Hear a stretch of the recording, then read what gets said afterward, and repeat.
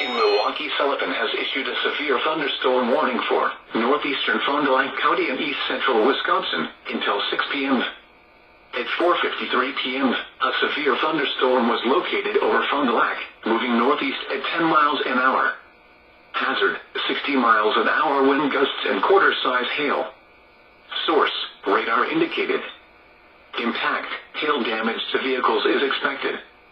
Expect wind damage to roofs, siding, and trees. Locations impacted include Fond du Lac, North Fond du Lac, Southern Lake Winnebago, Sachita, El Dorado, Mount Calvary, St. Cloud, Van Dyne, Peebles, Pipe, Calvary, Marytown, Johnsburg, and Town of Forest. For your protection, move to an interior room on the lowest floor of a building.